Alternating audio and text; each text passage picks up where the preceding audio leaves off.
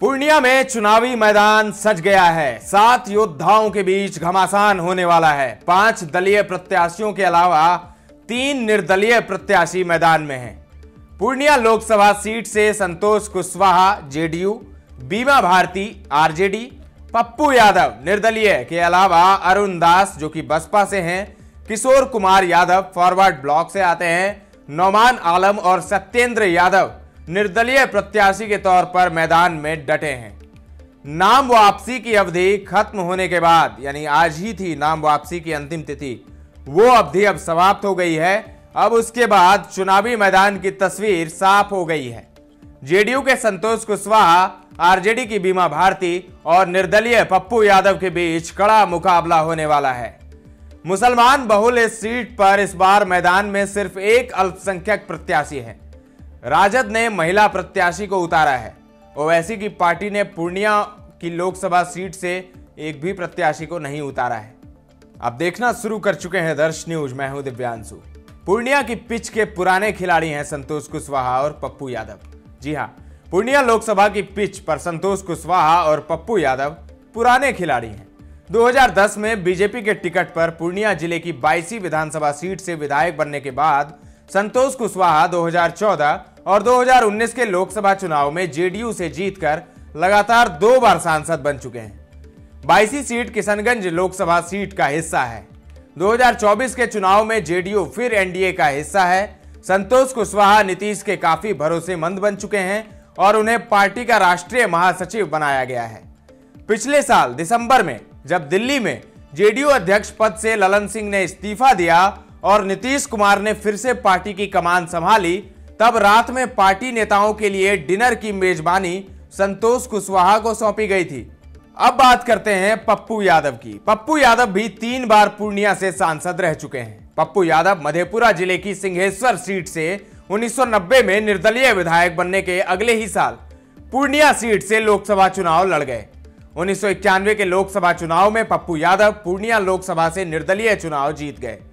1996 में वो मुलायम सिंह यादव की सपा के सिंबल पर लड़े और जीते। फिर 2004 और 2014 का चुनाव मधेपुरा सीट से बतौर आरजेडी कैंडिडेट जीते।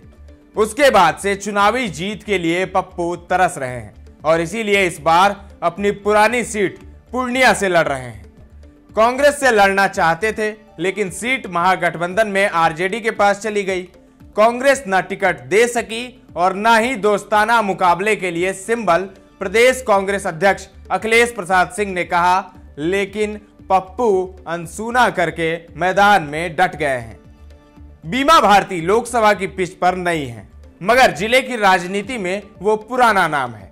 पूर्णिया जिले और लोकसभा के अंदर आने वाली रुपौली विधानसभा सीट से वो 5 बार की विधायक हैं और लगातार 4 बार से जीत रही हैं। पप्पू यादव की तरह बीमा ने भी 2000 के विधानसभा चुनाव में पहली बार निर्दलीय जीत दर्ज की थी।